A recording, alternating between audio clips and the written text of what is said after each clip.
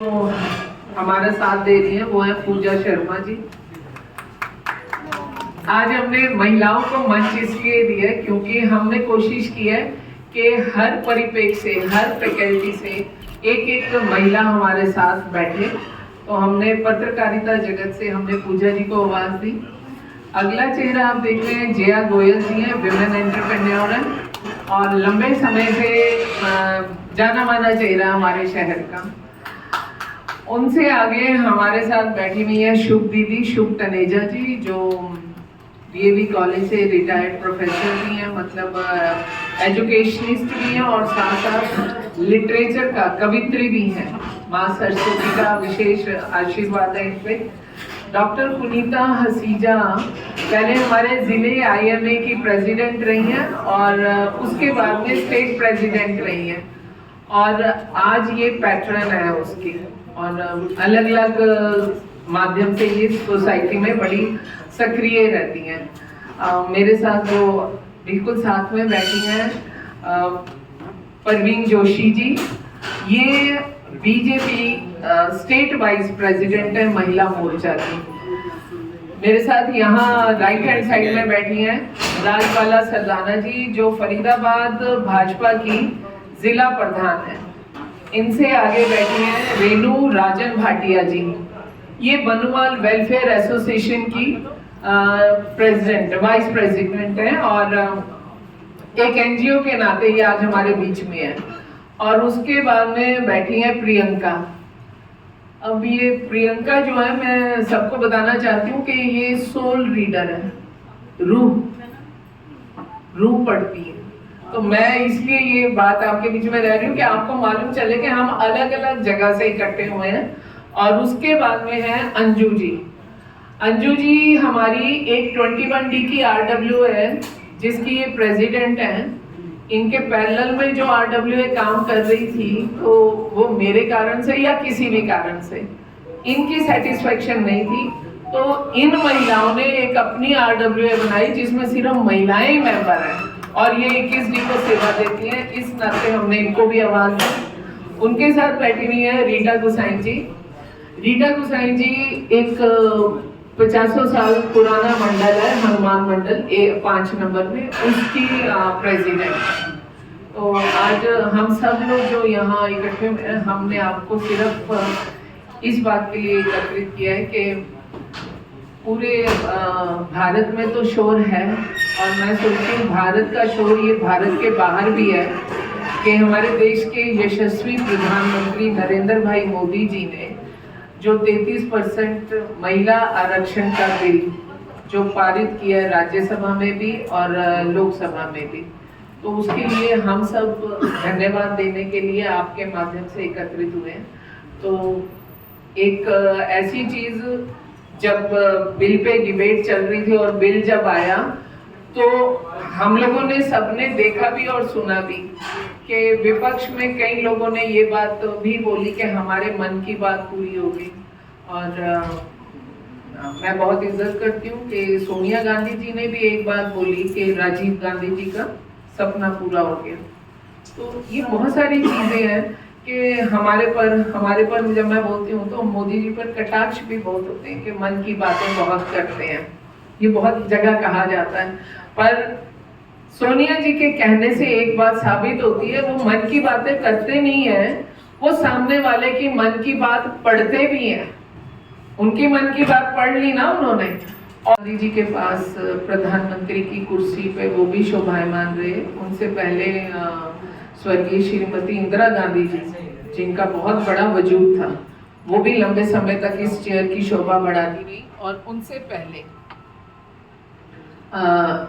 जिन्होंने प्रथम बार इस कुर्सी की शोभा बढ़ाई आजाद भारत में, मैं सोचती हूँ कि जवाहरलाल नेहरू जी से शुरुआत हुई। और मोदी जी को इस कुर्सी पर बैठने से पहले 10 साल भी यूपीए के प्रधानमंत्री जी थे, लेकिन इनकी मन की बात इनमें से किसी ने पूरी नहीं करी। तो इसलिए मैं कहती हूँ कि हम सब मिलकर के समाज का हर वर्ग, चाहे वो किसी भी दायरे से आता हो, किसी धर्म से, किसी जाति से आता हो, मोदी जी के इस निर्णय का बहुत हृदय से स्वागत करता है। और मोदी जी का जो 9 साल का कार्यकाल है, अगर उसमें देखें तो उन्होंने बहन बेटियों के लिए राजनीतिक सिंबल से और धर्म जाति से ऊपर उठ करके काम किया। ट्रिपल तलाक का उदाहरण अपने आप में है।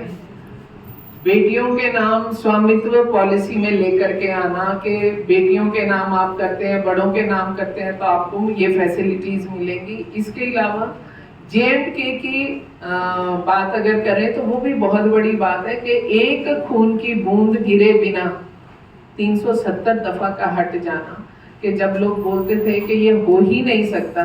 काम उन्होंने बहुत सारे किए हैं, लेकिन हमने उनमें से थोड़े से 2, 3, 4 काम ऐसे जिसका ना केवल भारत पर उसकी आवाज की खनक देश दुनिया में भी गूंजी है।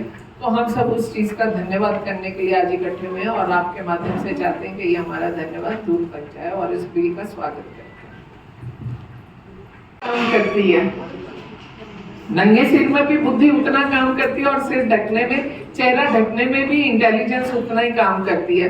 पर हाँ, ये बात जरूर है कि भारत, लोग बोलते हैं कि पुरुष प्रधान देश है। इसी देश के लोकतंत्र ने शब्द दिए हैं, पंचपति, सरपंचपति। बिल्कुल बिल्कुल, उसी बात पे विधायक पति भी महिलाएं होती है और डिसीजन तब भी जेंट्स लेते हैं, वो बाहर दिखती नहीं है। सरपंच जाओ तो उनके हस्बैंड बैठे होते हैं। तो क्या लगता है कि मतलब कैसे बिल सक्सेसफुल कैसे हो पाएगा? ये सक्सेसफुल ऐसे होगा कि बदलाव कभी तो आएगा। क्या ऐसा नहीं लगता कोई ट्रेनिंग, कोई महिलाओं को हमें ऐसे समझाने की जरूरत है? अगर आप हैं तो आप ही बैठे, अगर कोई यूनियन मिलता है तो उसमें कार्यवाही होगी, कुछ ऐसा अमेंडमेंट करने की जरूरत नहीं है? नहीं, अमेंडमेंट की जरूरत नहीं है, सिर्फ सामाजिक तौर पर आपके पास बात सुनिए, जब सरपंच महिला ने साइन करने हैं तो दस्तखत उसी के होंगे, उसके हस्बैंड के नहीं होंगे। ये अलग बात है कि हस्बैंड या परिवार का कोई सदस्य पास बैठ जाता है। मैं ये बात बोलती हूँ। हाँ जी, काम करवाने के लिए आते हैं, कितने कॉल मेरे कॉल पे सारिया महिलाएं आंदिया ने, पति नहीं आते, पत्नियां आंदिया ने। आपके विधायक पति का किसी पर ठप्पा नहीं लगा? विधायक पति का ठप्पा नहीं लगा। पर एक बात है, आप मुझे एक चीज बताओ, आपको ये मंच पे अलग अलग जगह की महिलाएं दिख रही हैं?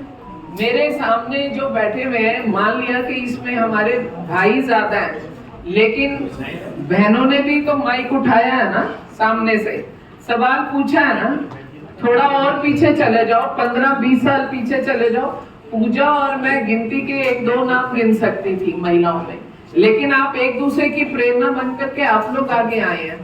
इसी तरीके से जो बदलाव है ना, बदलाव धीरे धीरे आता जरूर है। अभी आपने देखा नहीं, हरियाणा में मुख्यमंत्री श्री मनोहर लाल जी ने जो रिजर्वेशन है 50-50 कर दिया है, सिर्फ महिलाओं को आगे लाने के लिए। और वो टाइम दूर नहीं है, अभी भी हरियाणा में मैं सोचती हूँ हरियाणा की बेटियां सबसे धाकड़ है। हरियाणा में वो ठीक है, साथ को जरूर कोई खड़ा हो जाता है, लेकिन आवाज बुलंद बहनों की और महिलाओं की है। तो सबसे पहले तो मैं पत्रकार बंधुओं के लिए ये बात कहना चाहती हूँ कि इबादत की तरह मैं ये काम करती हूँ, इबादत की तरह मैं ये काम करती हूँ। मेरा असूल है, मैं पहले सलाम करती हूँ। और महिलाओं की बात है तो हकीकत ये है कि एक टहनी एक दिन पतवार बनती है, एक चिंगारी दहक अंगार बनती है।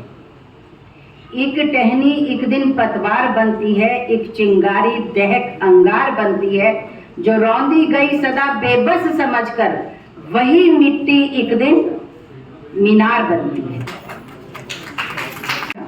पहले तो मैं हृदय से सीमा दीदी का थैंक्स करना चाहूँगी कि उन्होंने हमें ये मौका दिया कि हम इस मंच पे उनके साथ बैठ सकें। और मेरी सभी जो बहनें हैं बैठी हैं, आप सब पत्रकार भाई बंधुओं का, और जो भी महिला आयोग से या महिला हमारे दल से आए हुए हैं, उन सब का बहुत बहुत धन्यवाद यहाँ आने के लिए।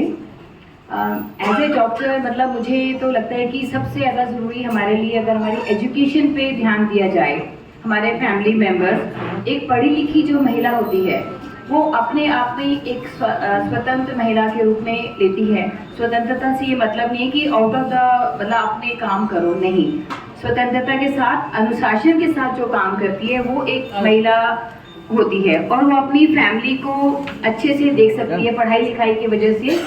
तो अगर उनको हम एक और प्लेटफॉर्म देते हैं कि वो अपनी विचार जो है अपनी सब लोगों के अपनी जो गली के अपने क्षेत्र के विचार आगे जाके लोकसभा और राज्यसभा में प्रस्तुत कर सके, तो इससे एक महिलाओं का जो एक कॉन्फिडेंस बढ़ता है, वो बहुत अच्छी बात है। तो पढ़ी लिखी महिलाएं जो एक है वो होना बहुत ज़रूरी है। ये जिम्मेवारी हम सबकी है कि रेखा दीदी के नेतृत्व में आज के इस कार्यक्रम में उपस्थित पत्रकार बंधुओं का हार्दिक स्वागत और आभार।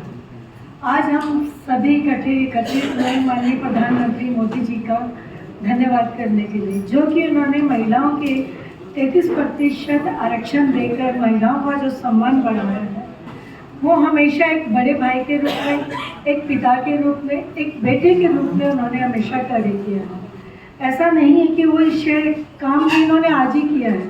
ये कार्यक्रम उनका पिछले 9 वर्षों से चलता ही आ रहा है, शुरू से ही।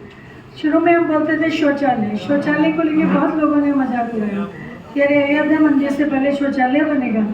अरे उन्होंने बोला कि अगर मेरी बहनें या बाहर के लोग आते हैं तो जो भी इतनी दूर से आएगा तो शौचालय तो जाएगा ही। 1 मिनट के लिए आप खाना खाए बगैर तो रह सकते हैं, लेकिन इसके बिना तो नहीं, लघु शंका के चाय बगैर तो नहीं जा सकते। तो एक आप उनकी सोच देखिए कि उन्होंने महिलाओं के लिए कहाँ से सोचना शुरू किया। शौचालय से लेकर फिर आपका उज्ज्वला योजना से लेकर और नहीं तो मैं क्योंकि मुस्लिम बहनों के लिए जो उन्होंने 3 तलाक का इन्होंने कानून को हटाया है, उससे बहुत बहनें बहुत पीड़ित थी, जिनको कि हलाला का बहुत दर्द झेलना पड़ता था। तो इन सब चीज़ों को जो उन्होंने हटाया है और उन सब को हटाते हुए जो आज उन्होंने महिलाओं को आगे बढ़ाने का एक निर्णय लिया है, उन सब का हम तहे दिल से स्वागत करते हैं और धन्यवाद करते हैं कि आने वाले समय में भी वो बहनों का ऐसे साथ उनका भी।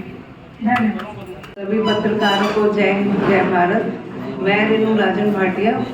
मैं थोड़ी सी लाइन में यही बोलूँगी कि जो कोई नहीं कर सकता वो मोदी जी कर सकते हैं, क्योंकि मोदी जी ऐसे इंसान कहें या प्रधानमंत्री कहें जो कि हम अपने आप को भाग्यशाली समझते हैं कि हम उनके नेतृत्व में हम उनको देख रहे हैं और उनके द्वारा किए हुए कार्य को देख रहे हैं। 27 साल से अटके हुए कार्य को, शायद 27 साल ही हो गए, कितनी बार आप सबको पता ही होगा कि 27 सालों में बहुत बार ये वाला बिल लाया गया और कई पार्टियों ने उठा के फाड़ के फेंक भी दिया, पर किसी की हिम्मत नहीं हुई उसको दोबारा लाने की।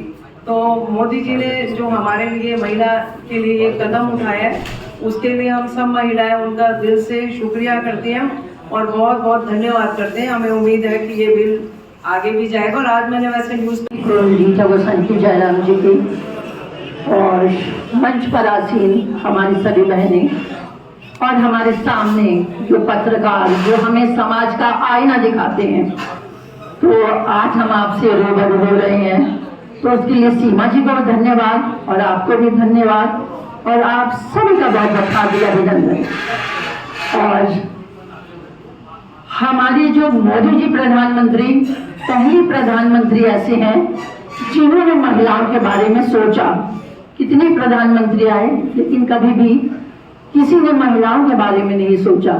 और आज हमारी गरीब महिलाएं, उनको कितने सारी हमारी योजनाएं हैं जो मोदी जी ने उसे लागू करा, जैसे गरीब महिलाएं उज्ज्वला योजना। और इसके अतिरिक्त जो हमारी गरीब महिलाएं जिन्हें खाना नहीं मिलता, प्रसूति जिनके बच्चे होने वाले होते हैं, उनके लिए उन्होंने 6000 की योजना बनाई, वरना किसी ने नहीं सोचा।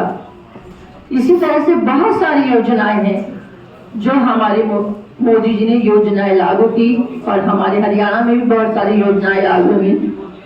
और इसी के साथ ही मैं आरक्षण बिल का समर्थन करती हूँ और हम सभी बैठ के समर्थन करते हैं कि ये बिल आगे लागू हो गया है और आगे इस पर काम होगा और हमारी महिलाएं आगे आएंगी और आगे काफी काम करेंगी। आप लोग ये सोच रहे हैं कि शायद ये बिल ऐसा ही चला है, पता नहीं कब लागू होगा, लेकिन ज़रूर से ये जल्दी से जल्दी लागू होगा और आप सभी का धन्यवाद और हम फिर से एक बार समर्थन करते हैं बिल के। हमारे चाय की व्यवस्था है, तो आप हमारे साथ चाय पी करके फिर आप जाएंगे, क्योंकि आज हम लेट हो गए। हमें 11 बजे करनी चाहिए थी, पर किन्हीं कारणों से हमें दोपहर बाद करनी पड़ी।